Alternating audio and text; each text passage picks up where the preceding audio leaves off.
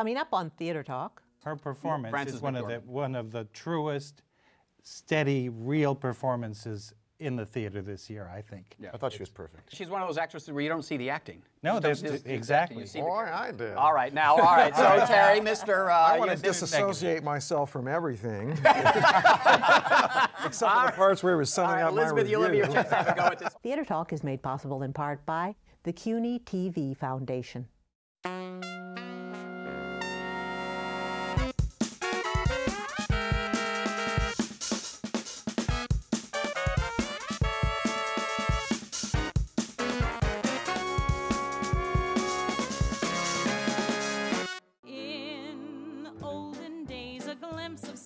Was looked on as something shocking, but now God knows anything goes. Good authors too, who once knew better words, now only use four-letter words, writing prose.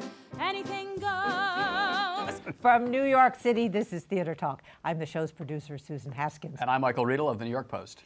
I think, Michael Riedel, it has been a sensational season in many respects. Wonderful plays have opened, and I'm so glad we're going to talk about it today. We want to go back and look over the exciting, in many cases, and rather dreadful shows, in some cases, mainly the musicals, that have been on Broadway this season. And we have assembled the old wrecking crew, several prominent members of the New York Drama Critics Circle. We are joined tonight by our old friend Jacques Lesourd of CBS Radio. Welcome, Jacques. Wearing those fabulous glasses. I just love them. Also in fabulous glasses, my colleague from the New York Post, Elizabeth Vincentelli. Welcome to Theater Talk. Hello. Also in great glasses. We are a fashionably bespectacled crew today. Eyeglass salespeople. We're being sponsored by LensCrafter tonight on Theater Talk. Adam, Gotta find work. This is it. Adam Feldman, the drama critic for Time Out. Welcome. And our good friend Terry Teachout, the drama critic for the Wall Street Journal. Wearing ordinary glasses. Wearing ordinary. Understated. Fashionably understated. That's right. All right, guys. As Susan said, the plays this year have really been very, very strong. One play in particular called I guess we have to call it The Mother with the Hat. That's the new thing. That's what The Mother Blanker. It's The Mother Bleep Bleep with the Hat by Stephen Adly Gurgis, starring Chris Rock and Bobby Cannavale.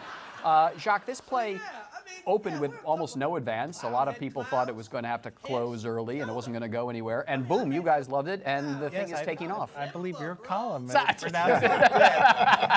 You had to eat your Mother Bleeping hat on that one. We all went in with very low expectations and we're very pleasantly surprised. They love me over at that play now because I lowered the bar so significantly. You guys went and said, this is a masterpiece. I sat there saying, when's it going to get bad? All right, but Jacques, so why is this play good? You enjoyed Well, it. I mean, you know, I have a problem with what it's about because by the end, I still wasn't quite sure what it was about. If my colleagues can enlighten me, I would love that. We'll fix you up, Joe. Please fix me up. But the vibrancy of the acting and Chris Rock, I think, you know, there were times when he went into his comedy routine and you felt the whole audience, you know, sitting up and pleased to see that.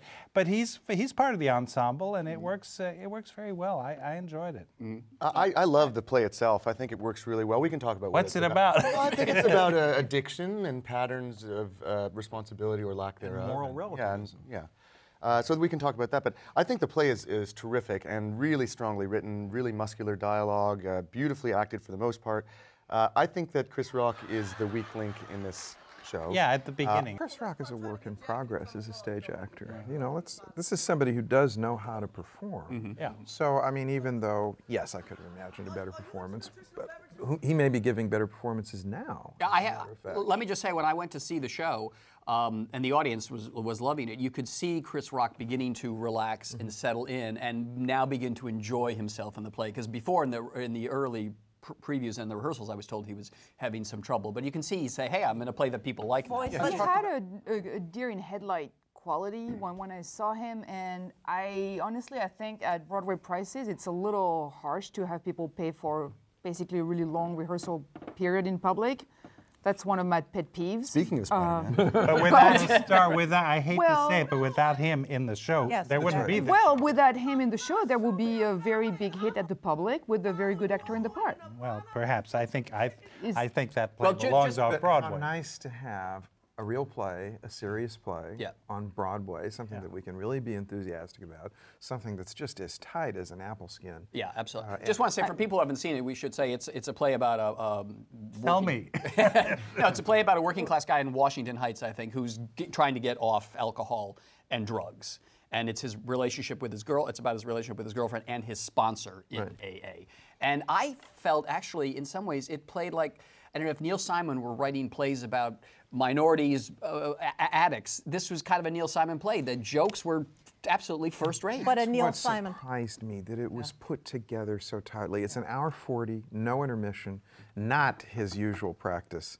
And I came in there, talk about low expectations, and then the curtain goes up. If I forget whether it was a curtain, but I mean the play starts, and within a minute and a half, I thought, I'm wrong. This is good. The most wonderful thing that a critic can feel. I was wrong. Very deep, funny yet deep. I'd like to put in a good word also for Anna Shapiro, who directed it, Yeah. who had not done anything on Broadway, to my surprise, since August Osage County. No, she was supposed to do You Can't Take It With You, and it didn't work out. It's still kind of surprising to me that she had not done a Broadway show since. I think her direction is really fantastic in that. It's completely, in fact, you don't really notice it, but it's completely dynamic and fluid at the same time. It's just a great job there. Yeah. It's that she Chicago did. theater. Yeah, very it's much very, so. very well done. We got to push on to other things, though.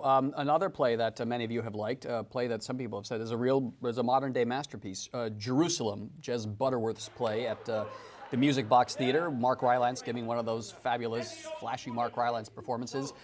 Most people seem to like it, except Terry. Or me. No, I didn't care for it You either. didn't care for it either. All right. You. The phrase I used was romantic twaddle. I mean, to me, it's just another replay of the celebrated British psychodrama about the self-hating middle class that wishes it was getting more sex. It's so 1928. It's a cross between D.H. Lawrence and George Orwell in his most self-flagellating mode, full of pseudo-poetry. Have I covered everything, Michael? Elizabeth, you want to take some wax at it as well? Well, what I found surprising is that some critics have said that Warhorse, another British import, was kind of sentimental twaddle as well. I find Jerusalem as sentimental and manipulative in its sentimentality about what England is, and maybe it's because I'm French and I really don't care. That stuff, oh wow. The problem with Mark Ron's performance, which is great, it is So great. long, Shakespeare, when Elizabeth's in the room. You know? Well, I just I don't fetishize that aspect of England. I really don't care. And frankly, fetishizing drunken louts, I just don't, I don't know. I'm sorry, it doesn't speak to me. Jock, you're French. Well, she's playing into the Glenn Beck, fantasy.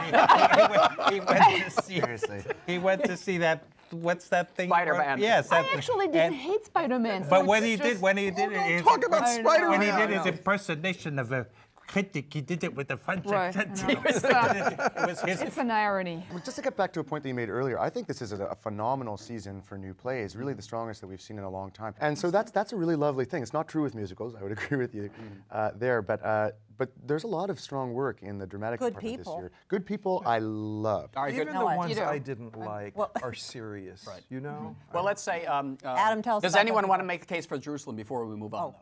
Not at this table. I didn't see it. Yeah, I haven't seen it. well, yet, so- well, We liked it. It's Well, I think the thing with Mark Ron's performances, it's the kind of performance that wins awards. It's like Charlize Theron in Monster. It's very flashy, and that's the way the part is engineered. It's engineered to win awards.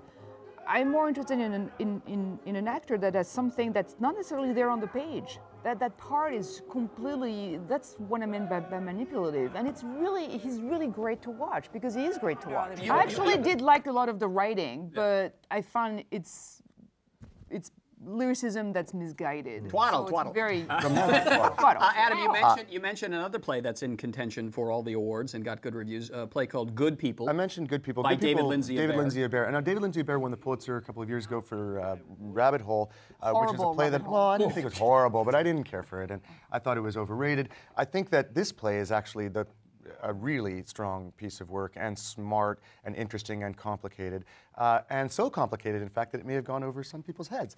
But I do think that Nothing it's complicated in about addition, good people. Well, It's it pretty turns out straightforward. No, it turns it's out it is actually really complicated. complicated, Well, yes, for I example, some agree. critics felt that it was a left-wing screed against the American dream and the idea of successful self-made men. And to some extent, it does critique that. But I think actually, in some ways, it's about the opposite. It's not about how everything is about luck. That's an element in it. But it's about responsibility for decisions that you make, and a major decision that she makes in particular, that it turns out to be what the play is about. And I think if you just look at it and say it's about the arbitrariness of success in American society, you are missing what the play is actually doing. We should just say quickly that the play is about two people who grew up in a poor neighborhood in Boston. South Boston. One is still in the neighborhood, and the other has become a successful doctor, and they come together, and that's And what Frances Fireworks McDormand, well, look, I've said this before, I'll say it again. I think that Daniel Sullivan has who directed this play, is the best director in New York. I think he has 4 secret Pulitzer Prizes. I think he directed 4 shows to Pulitzer Prizes that would not have won them otherwise, Oh, my probably. God. And I think I agree completely. I think that Oh my God. well, you Bubble know, on the Oh, my panel. God. the French don't have taste and direction. Now, But wait a minute. what's important Oh, my God. is no, Oh, I my really God. think that he has this gift, and maybe it's an actor thing because he used to be one, but he has this gift of finding the smartest possible version of his characters on stage. Everyone is defensible. Everyone is saying something that's smart and believable coming from them. He finds that ways to make things smart and believable within the text, even when the text doesn't Which fully is support it. fine Performance for is some plays, but not others. Her performance Frances is McDormand. one of the truest, steady, real performances in the theater this year, I think. I thought she was perfect. She was perfect, and you really sit there and, after 35 years of sitting at the theater, you see a performance like that, you can hardly believe she's going to give another one, and give 2 of them on Wednesday when they have that much authenticity. Yeah, I mean, she's one of those actresses where you don't see the acting. No, there's exactly. You see Boy, I did. All right, so Terry, Mr. I want to you did it disassociate myself from everything, except for the parts where he was summing up my Elizabeth, review. you'll have your chance to have a go at this. Oh, was that your review? All right, wait. Sorry. I'm very embarrassed. All right, now Terry, we're clearing the floor so you can attack. Well, look, I mean, but I have Terry an hour teaching. here. I had my say on Jerusalem. I'll just say that, to quote H.L. Mencken, I thought it was phony from snout to tail. And to quote myself from my review, that I thought Frances McDormand was working the charm pedal a little too hard in that performance. Elizabeth, you were scoffing over there too. No, actually, I really like the show. I love the show, actually, and I think she really was not working the trumpetto. It's not a very sympathetic character, and she doesn't make it so. I think the play is very astute about something that is not talked that often in American theater, which is class issues and how do you deal where you come from and what you're doing yourself. But it's also very astute about poverty and the fact that a lot of people right now are not having a good time. It's about someone who loses her job and who gets completely desperate about, and she is desperate. She needs to make money because, And that propels her to do something that and is... it pushes her, and all the decisions she makes really come from that. She needs to pay the rent, and clearly I'm actually not referring to Terry, but I'm referring to another critic who didn't seem to be able to grasp the concept that some people are paychecks away from losing their home. Hello, theater critics. Well, Hire me. no, but I think Not this one. This one travels in a limousine. That's right.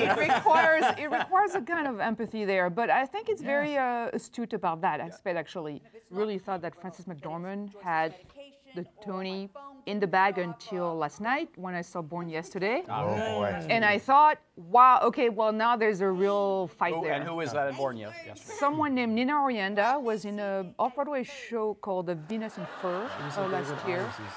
Yeah.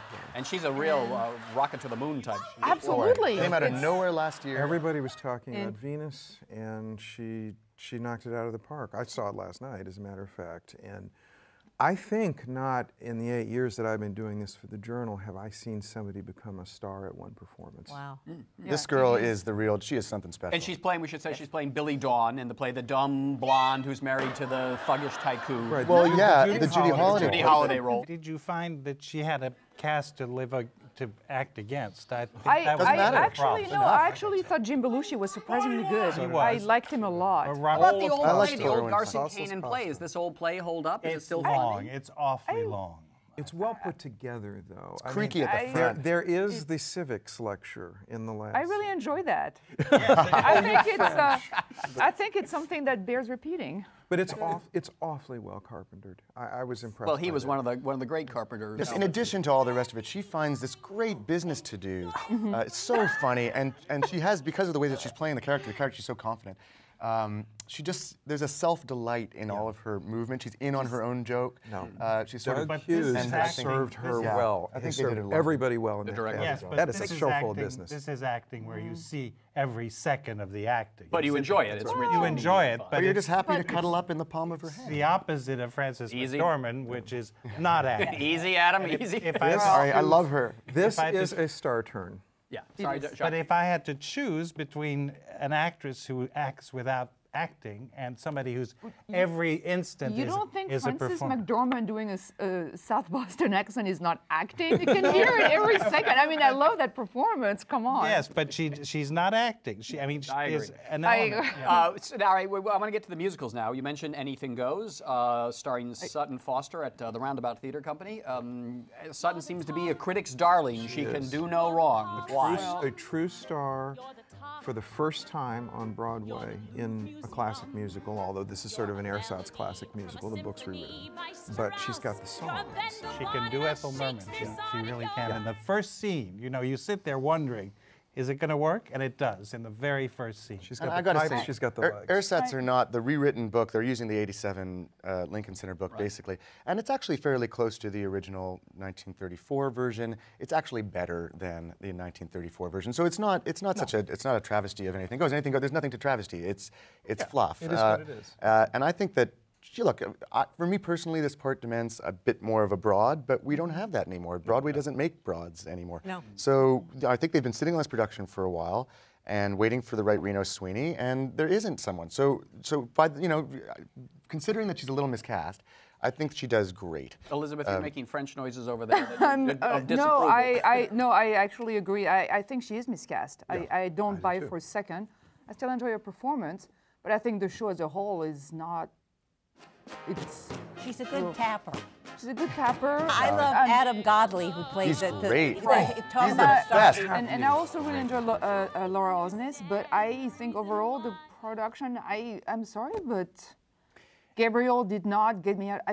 No. You like Sister Act better? In fact, I did. All right, so let's do it. All right, Now, let's. All I right. am ready. Roll up the I am sleeves. ready. All right, Elizabeth. You're all right. you're actually going to make the case for this Sister Act. big Throw old in bloated Priscilla. tourist show, Sister Act. Is Priscilla one No. of your favorites too? No. And it reminded her of Jerry Lewis. I can make a case for Jerry Lewis too. Absolute confidence.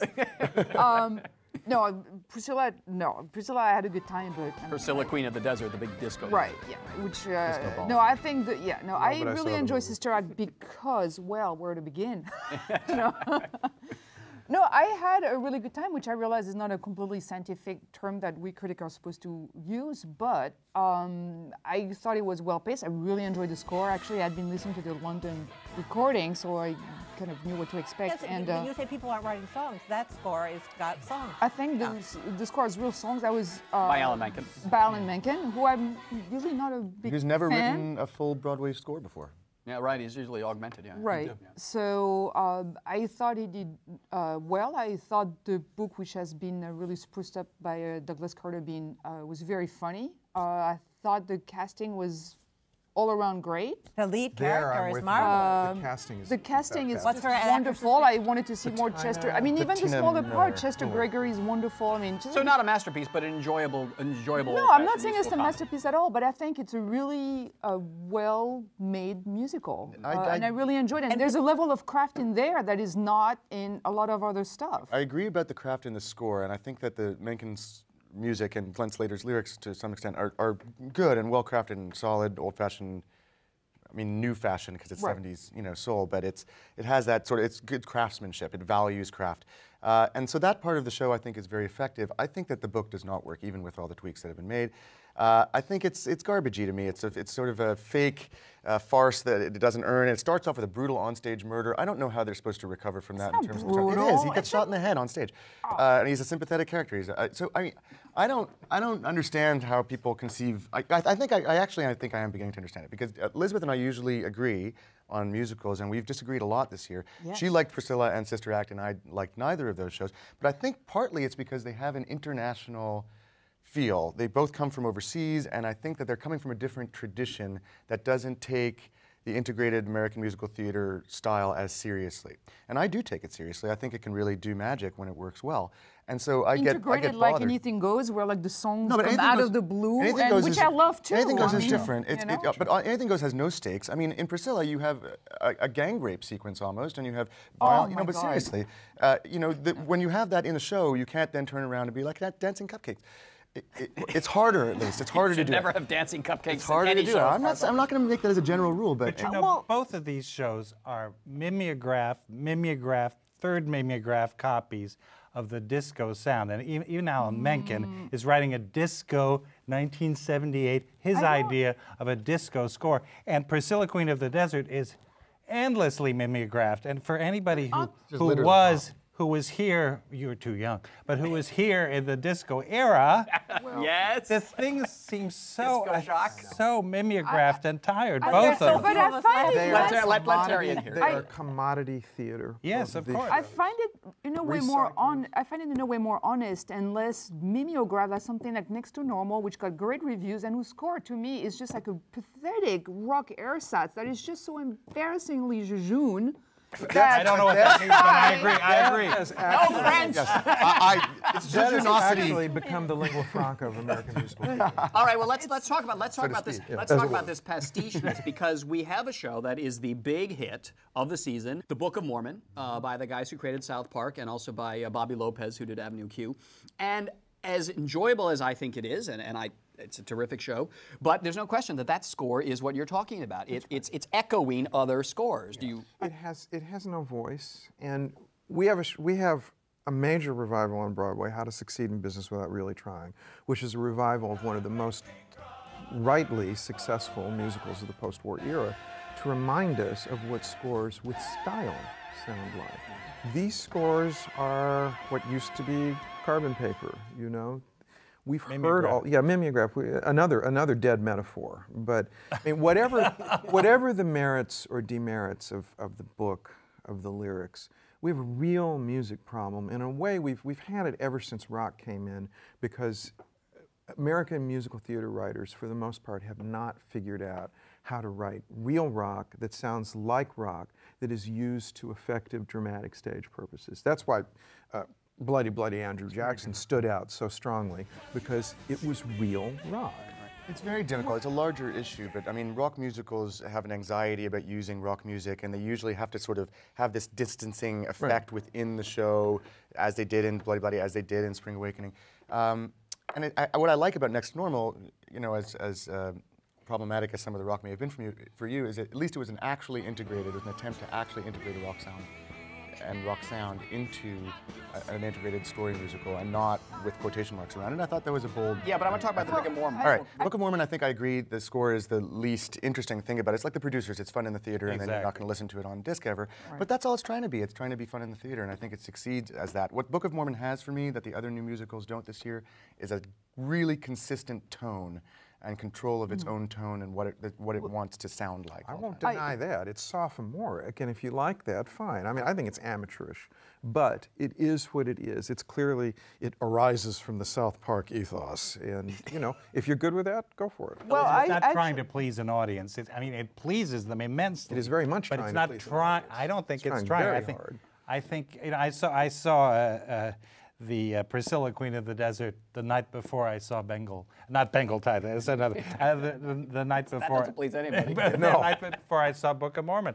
And my thought was that at Priscilla, here was this show saying, love me, love me, love me. And at Book of Mormon, it was saying, come to me. And you did it. I really would like to put in a good work for Scottsboro Boys, which was in the fall, which closed Long too forgotten. early. Yeah, yeah. And Yeah. I think in terms of consistency of tone and vision that is the most accomplished out there. I'm really afraid people have kind of forgotten about it now because he had a very short run. And it does have a wonderful score. I think it's Scottsboro will get I nominated for certainly the hope- score. wrap it up, but I want a one-word review. Oh. One-word review from each of you for Frank Wildhorn's Wonderland. Contemptible. Blabber wacky.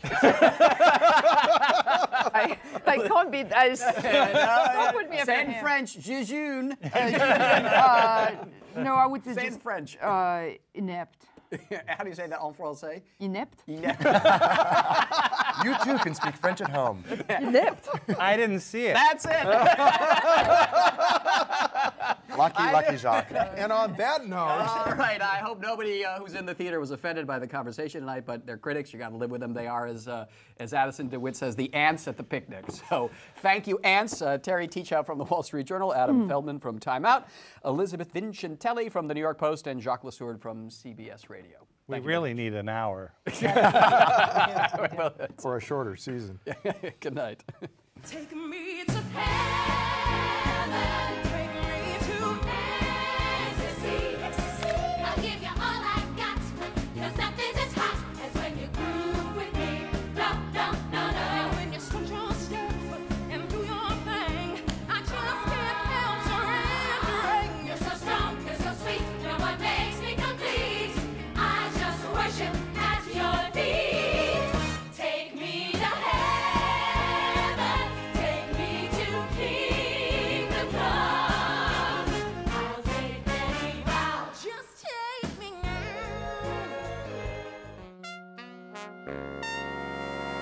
Our thanks to the Friends of Theater Talk for their significant contribution to this production. Theater Talk is made possible in part by the Frederick Lowe Foundation, the Eleanor Naylor Dana Charitable Trust, the Alan S. Gordon Foundation, the Corey and Bob Donnelly Charitable Fund, Carrie J. Fries, the Dorothy Strelson Foundation, the New York City Department of Cultural Affairs, and the New York State Council on the Arts, a state agency.